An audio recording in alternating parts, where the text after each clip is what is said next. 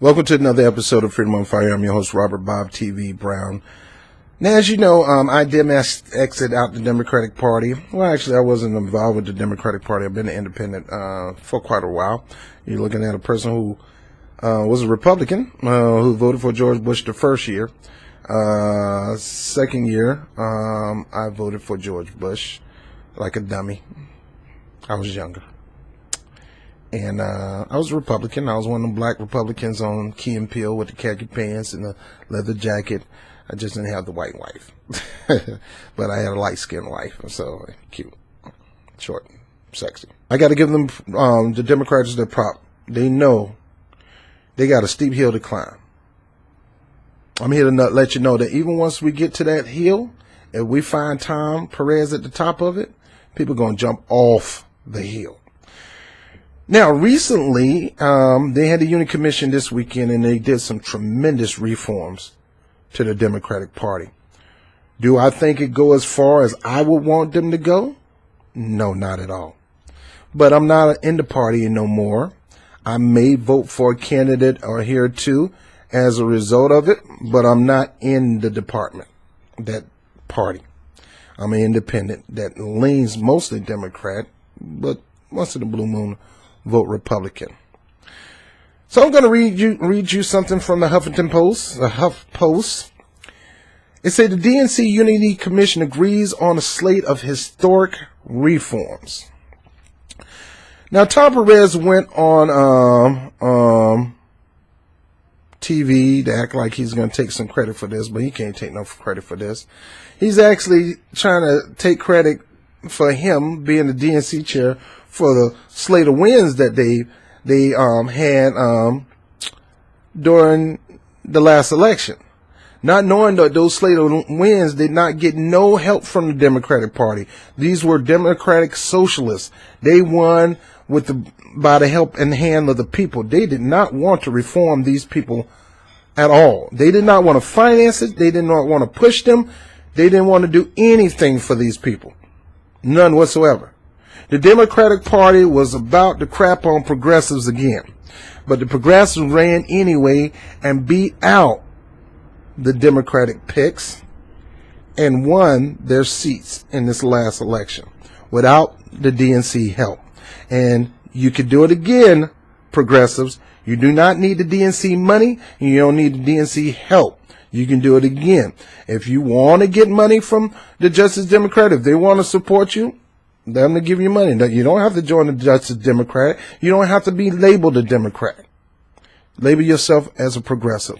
Now, let me go into this article. In Washington, at its final meeting on Friday and Saturday, the Democratic National Committee Unity and Reform Commission agreed to a set of dramatic revisions aimed at restoring faith in the presidential nomination process and the management of the DNC. And before we get any further, the only way that they're going to have more confidence in the management of DNC is you got to get rid of Tom Perez. Like now, right now. The 21-member panel, which held its ultimate gathering in a conference room at the Marriott Wardman Park in Washington, D.C., is recommending the effective abolition of 60% of the superdelegates to the presidential nominating convention. It also presented a set of measures designed to increase accessibility to the presidential primaries and caucuses, as well as reforms aimed at opening the DNC budgetary and administrative process to a greater scrutiny, among other things, the creation of the Ombudsman Council. All right, so before we go any further, they're basically saying they got rid of 60% of the superdelegates. To me, that's not far enough. Superdelegates is undemocratic. Now, they try to say the reason we need them is because they know more than you and I. And they know who should be the one to run for office. Who in the heck told you that? They may know them personally. They may hang out with them, drink a little few martinis, eat caviar, and drink champagne at the Bougie's affair. Yeah, they know them that way. But we got access to their voting record and how they legislate just like they do. So what make you think they know more than us? They say familiarity rarity hurts relationships when it comes to things like this. When you're so familiar with the person that you can't see them for who they really are. Hitler's circle got so friendly with Hitler that they overlooked the fact that he was killing, slaughtering Jews. So being familiar with these superdelegates doesn't mean that they should make the decision on behalf of the people. So yes, 60% is good. That's more than half. The bottom line is you still got superdelegates, which means you still got an element of undemocratic process in the Democratic Party. And that is not enough. It's better. It takes away a lot of the edge when it comes to making the decision on behalf of the people, and it limits the number of superdelegates versus delegates. But it's still an undemocratic element of your party. A very, very undemocratic element of your party that needs to go. The reforms are not yet a done deal. However, the commission reported now heads of the DNC Rules and Bylaws Committee, which allow a 6-month period to amend party rules to enact the reforms, and could theoretically try to dilute the commission recommendation, though they would have to run any changes by the commission. The roster of over 400 voting DNC members will also get to vote on the proposal at the full DNC meeting in the fall of 2018. The fall of 2018. That's when the elections are in effect now. They don't go into effect till the next presidential primary. It doesn't go into effect, and people are not motivated to go out and vote in 2018 for a person in the Democratic Party in their current situations. And now you're putting yourself in a position where you can lose more seats. Y'all need to call a special meeting right now, soon, before this year is out, before the summer. You need to call a meeting. You need to call one and put them reforms in right now. You don't have to wait that long. You got too much catching up and too much work to do to get the people's trust. And you need to do it fast, Democratic Party, because you suck at this current situation in time right now. But the commission most adamant reformers, most of whom were appointed by Bernie Sanders, characterized the outcome as a major win for the Democratic Party, well, let me read that. But the commission most adamant reformers, most whom were appointed by Senator Bernie Sanders of Vermont, characterized the outcome as a major win for the Democratic Party's disillusioned progressive wing. Why we got to be disillusioned? Why they got to be disillusioned?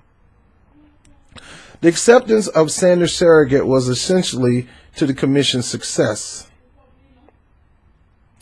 Since evidence that the DNC had favored Hillary Clinton during the 2016 presidential primary and it inspired among Sanders supporters fueled the creation of the commission. I hope that the grassroots activists who have felt dismissed, who have lost faith in the party, understand that they have had warriors on this commission who are completely in line with their values, and that we fought and we won a lot to make this party inclusive, said Nomi Kantz, a Sanders appointee to a commission who happened to be a journalist, not a politician. Asked what his message would be for the hardened cynics of the grassroots left, Jim Zogby, president of the Arab American Institute, another Sanders pick on the commission, declared that he too went into the commission a hardened cynic as of late yesterday. He said, "I was convinced we weren't going to win anything." He continued, "Overnight there was a sense that we had to come to a closure of these, and people were willing to step forward on all of them." Clinton-backed delegates of the Democratic National Committee in July agreed to the Union Reform Commission created in July 2016. It was a compromise gesture to Sanders supporter who had attempted to force the abolition of all superdelegates in the pre-convention meeting of the Convention Rules Committee. The commission, the agreement specified, would be composed of 21 members, 8 chosen by Sanders, 10 by Clinton, and 3 by the new DNC chair, which means it was heavily going to be in favor of the corporate elite. When former Labor Secretary Tom Perez was elected DNC chair, handpicked by Obama, got on the phone to call people to vote him in. Relying almost exclusively on the backing of Clinton supporters, reformers wondered whether the party was really willing to address their concerns. And in April, when Perez announced both his and Clinton's campaign appointees to the commission, he did not make clear which members were Clinton's pick and which were his.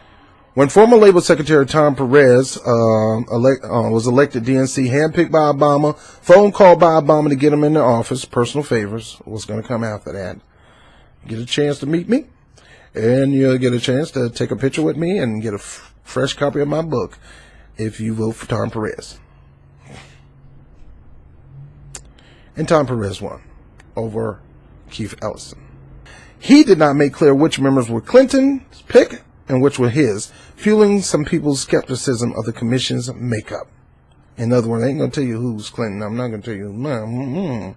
That's going to make it worse.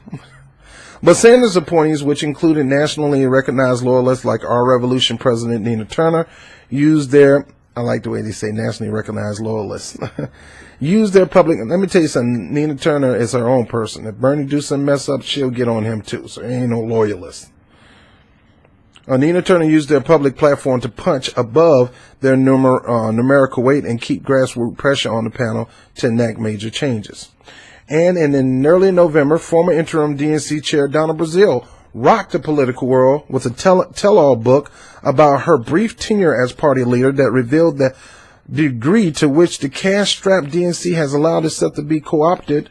Co-opted is a nice word. How about pimped and prostituted by the Clinton campaign? Long before the primary between Clinton and Sanders had ended, the Clinton campaign had won a final say over key DNC decisions, including the hiring of major personnel, according to Brazile. The DNC chair Perez and others disputed some of Brazile's characterization, noting that Sanders had access to at least some of the joint fundraising arrangements Clinton enjoyed. Yeah, really. Former Sanders staffers argued in turn that they were offered nothing that even resembled what Clinton got. In other words, don't tell that lie. We didn't get the same offer to pimp the entire DNC. Whew, if I could pimp the entire DNC, it would have been a different situation. Trump wouldn't be president. But in the statement to the DNC staff, Perez also reiterated his commitment to the following through on the Unity and Reform Commission recommendation. And in an op-ed this week, the deputy DNC chair, Keith Ellison, fake position, a bone to progressives that no progressives are chewing on right now. He don't have a say-so. So this, I don't even want to quote this statement. I'm going to say it anyway, but it doesn't mean anything because he has no power. Deputy DNC chair. I'm the deputy. I'm Barney Fife of Mayberry. And he's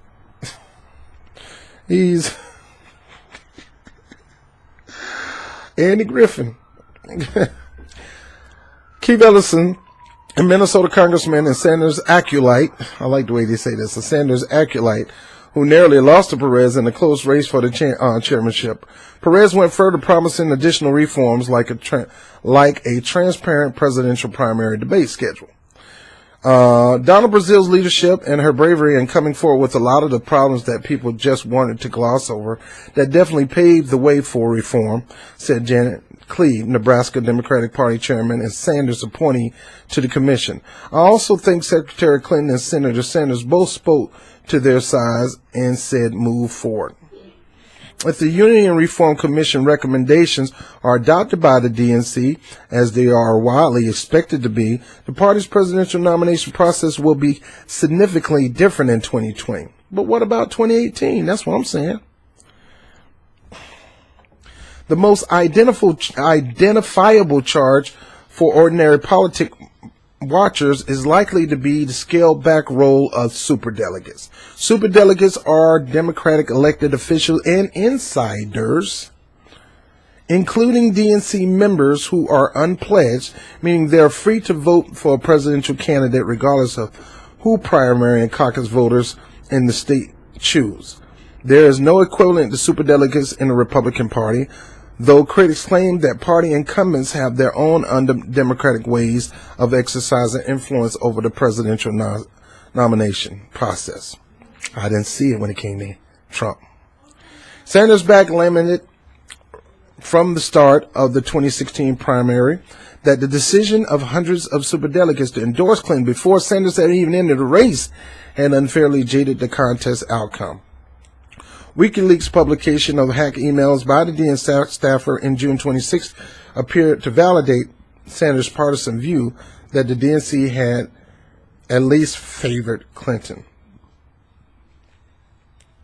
The Unity Reform Commission's members proposed binding all but the highest subset of superdelegates to the choice of Democratic voters in their state, resulting in the reduction of over 60% in the numbers of unpledged convention delegates. The former president, former vice president, former DNC chair, as well as sitting members of Congress and sitting governors would retain the superdelegate privileges under the proposal. In other words, instead of having superdelegates that's going to be at the beholding of the delegates at the state, in other words, if you win that state, the superdelegates still get to make the decision who they want to go with or not. That's still undemocratic. If you're going to have superdelegates, if the state goes to, let's say, Bernie Sanders, that superdelegate got to pledge his vote for Bernie Sanders. That's the so-called democratic way to do it, right? You're still trying to put your thumb on the scale. And then yet in this, it just says it's still going to be consist of former presidents, former vice president, former DNC chair, as well as sitting members of Congress and sitting governors who will retain their superdelegate privileges under the proposal. So you're still getting insiders the ability to sway the will of the grassroots and the will of the people.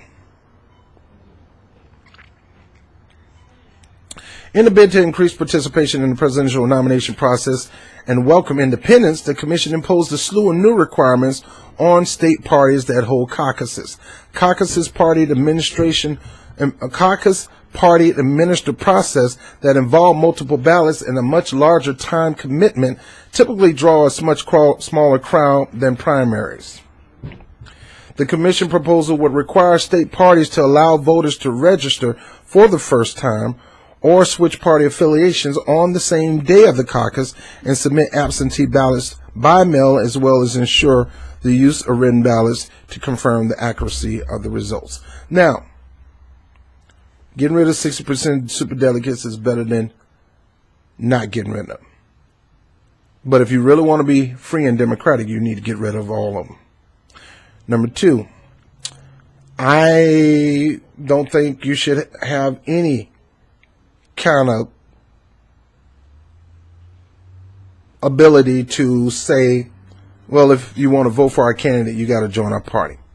That's undemocratic. If you want to vote for our candidate, it doesn't matter whether you're Republican, Independent, or not.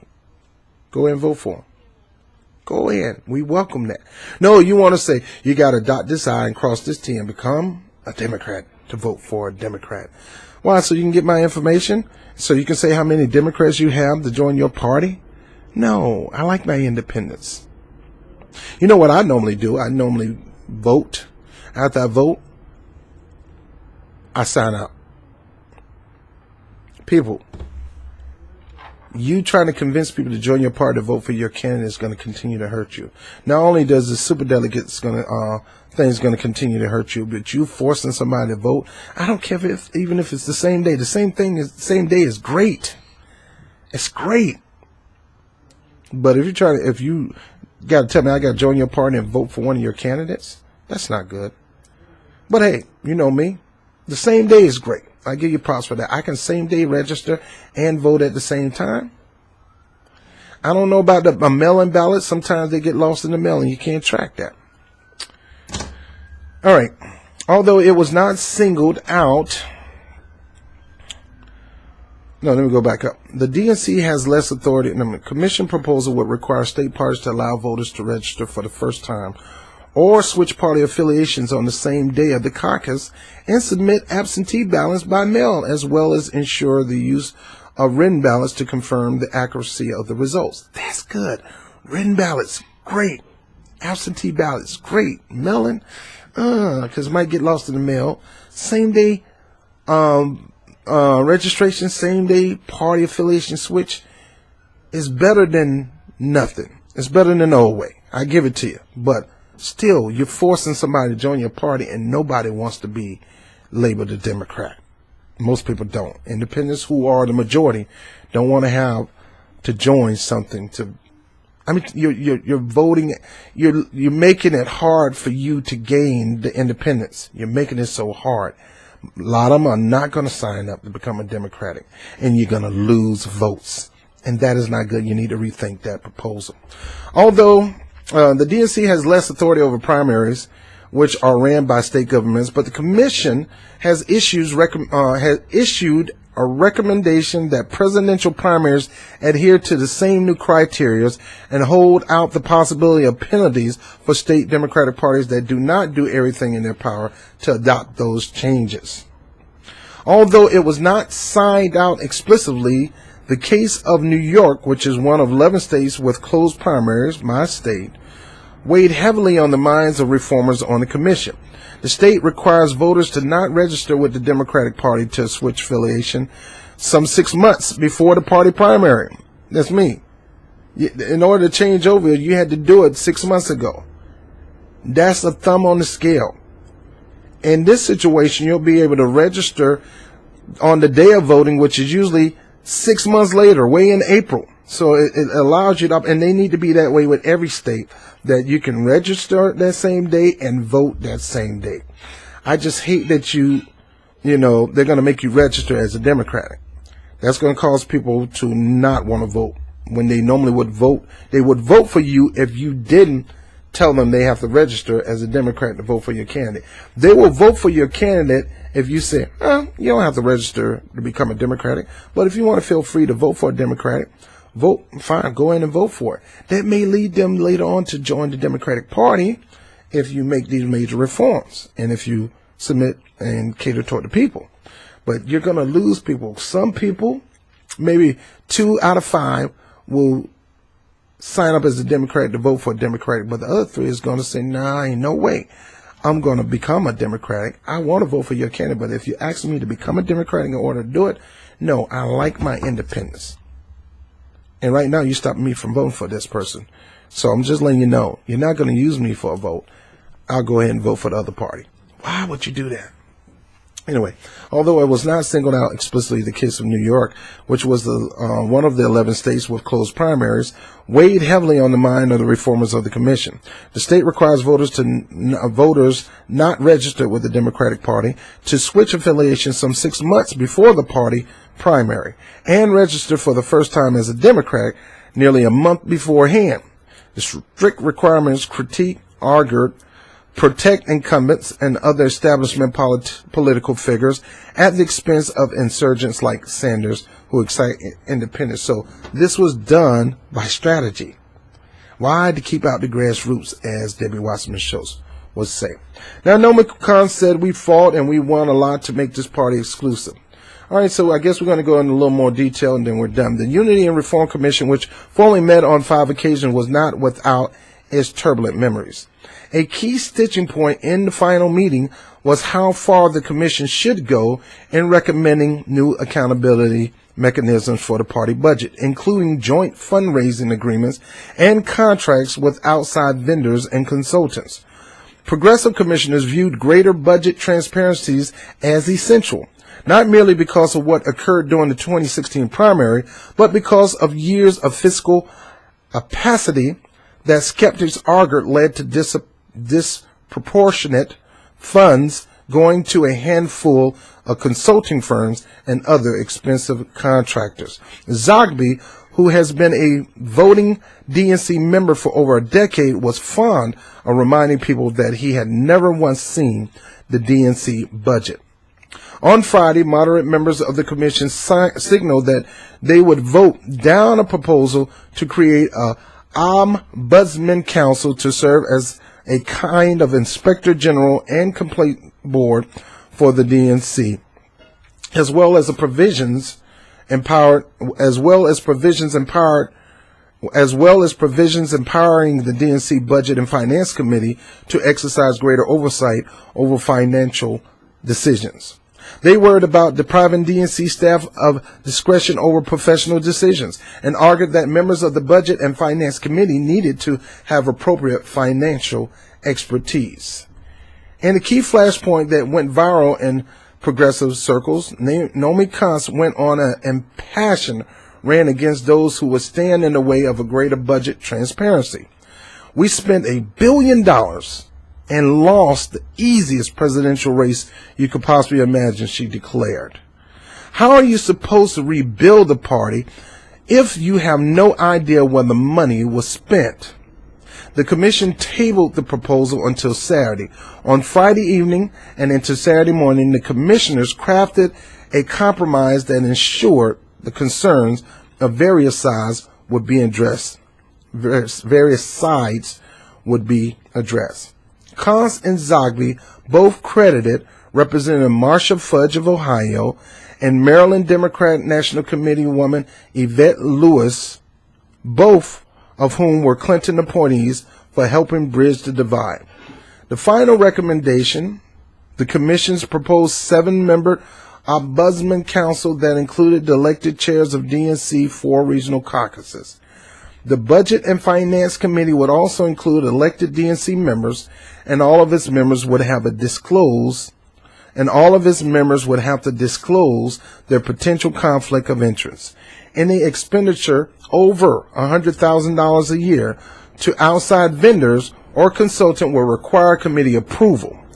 Its meetings would be open to any member of the DNC, as would the DNC budget material. Any members. So they're saying the meeting is open to anybody that's a member of the DNC. There are now checks and balances on finances, as well as when problems come up. You now have a place to go if you're a DNC member to get those solutions, Cleve said. David Hewen, a Clinton appointee to the commission who worked for Clinton campaign, said there was a lot of give and take between the two sides. We can finally declare that the 2016 presidential nomination is over with, he said. You can't declare that, buddy. It's over with you. But we don't think it's over with until we see these things enacted quick, fast. In a hurry, young man. Not all progressive activists are happy with the outcome. Kurt Walters, campaign director of the Demand Progress Action, an internet freedom group that spearheaded a Thursday letter from a number of left-leaning organizations, admonished the commission to recommend as sweeping reforms as possible. Said in a statement that reducing the number of superdelegates rather than eliminating them all was a bare minimum step. But it also noted a done deal. Walter continued, referring to the need of the DNC Rules and Bylaws Committee and the broader members to accept the reform. The party's grassroots base will continue to push through every part of this process for the complete end of the voting power of delegates, superdelegates. Groups will be watching closely for any sign of backsliding from today's vote. A coalition of left-leaning Democratic Party activists known as Democratic Autopsy Task Force, which issued its own report of the party failings in November, was even more scathing. The Unity Reform Commission meeting had been an exercise in marring smoke-filled back rooms without the smoke, Karen Bernal, chair of the California Democratic Party Progressive Caucus, said in a statement that focused on lack of communications about commission's meetings, including incomplete information about the location of the final gathering. With the added party line vote of the commission's members on proposed reforms, the Clinton supporters numbering more than the Sanders supporters, the outcome overall have been unimpressive to say the least. Lucy Flores, a former Nevada State Assemblywoman and Sanders Commission appointee, praised the commission recommendation as a major accomplishment, but welcomed the skepticism of diehard activists. The absolute should keep up the skepticism because that translates to accountability, Flores says, but they should keep an open eye and go into the same way we did with good faith and approach. Now, let me end with this, and we're done. The bottom line is, as an independent, I welcome any kind of tool that will give true progressives the opportunity to help progress this country. Whether it's on the Democratic Party, Rent to Down, High, Green Party, it doesn't matter. If you're a true progressive and you're trying to do whatever you can to progress this company, I give you my support. I give you my thumbs up. I give you my okay. Well done.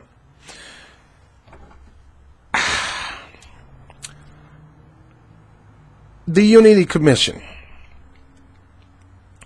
was heavily one-sided for Clinton and lightweight for Bernie Sanders.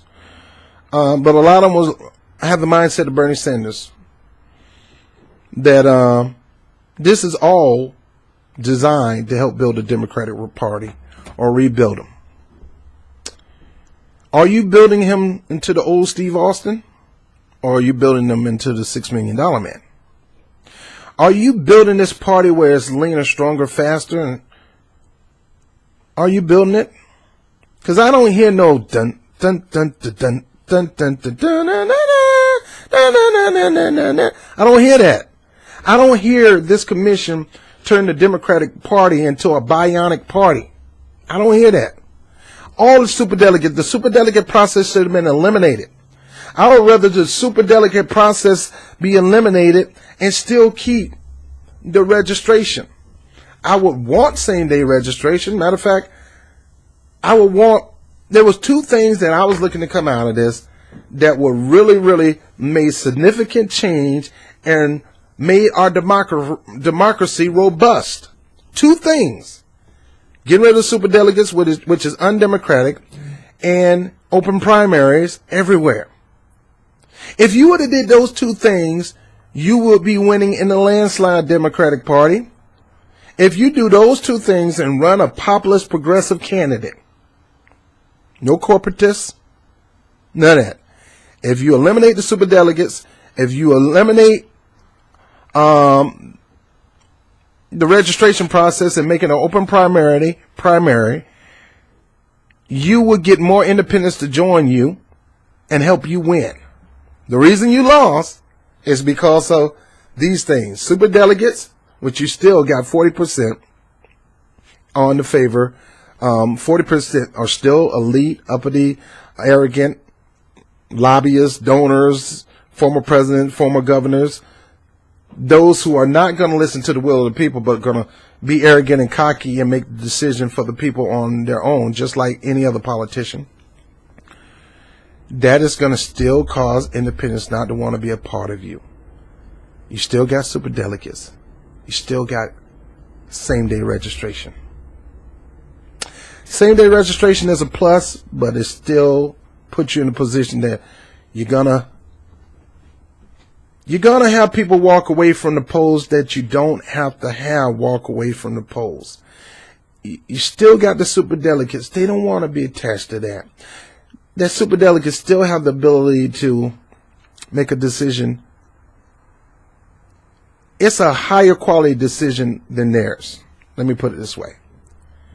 It puts them 1,000 eons on a higher level and influence the presidential election than the voter, especially the independent voter. That's what it do. You still, even though you made it easier for more people to join the process, same-day registration, and lesser superdelegates, even though you did that and being transparent with the finances and where it go, they're not going to give to you. You're still going to turn away people from the polls because these independents don't want to be a part of the party. I'm one of them. And you're still putting people in charge of having a greater voter power than the average voter. And that is not cool. Your reforms are good, but it's not good enough. And you still are in a position to turn people away from the voting booth and not vote. on behalf of your candidate. Fine by me, because I'm an independent. And I want to see this country progress. And if you're not running a grassroots populist candidate, you will never get me to go in the same day and register to vote for your candidate. And these proposals are for 2020. What are you doing right now for 2018 to ensure that you're going to get the House and Senate? Because as long as we're seeing this in this current form, independents are not going to support you. And even some Dems are not going to support you. Some Dems who are still in the party hoping for a change and haven't left yet, and you didn't give them enough change. So, yes, you made strides, but here's your stride. When you could have been down in the end zone dancing like Deion Sanders,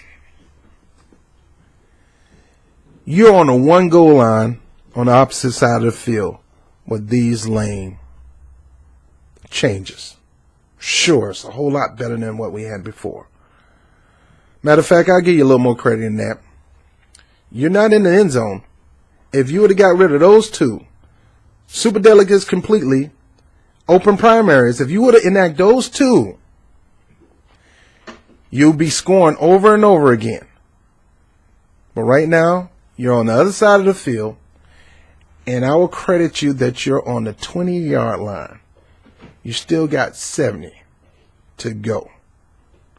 And until then, you will never make it to the end zone of winning seats again. You better go a little further than that. 6 inches, baby. 6 inches to the goal line.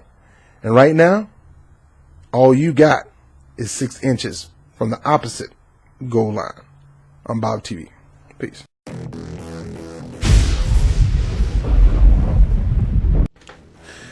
Hey, thank you for watching the webcast. By all means, make sure you like, subscribe, and share these videos. Go to YouTube right now and hit the notification button and hit the subscribe. And if you're interested in supporting the channel, by all means, there's a Patreon link. I will put a PayPal link, and the money toward that goes toward equipment, things like that. And last but not least, make sure you look at 2 sections down below. One is called Get to Know LS, the membership. The other one is Get to Know LS, the opportunity. What do you mean LS? LS is a program that called LegalShield that I am an independent representative of. It has not, that company has nothing to do with my views. I fell in love with this program about a decade ago. I've been doing this for over a decade, offering the services to people to benefit and connecting people to the services, putting them in a position where equal justice under the law is not just on the Supreme Court building. It's actually becoming a reality in their lives by having this memberships.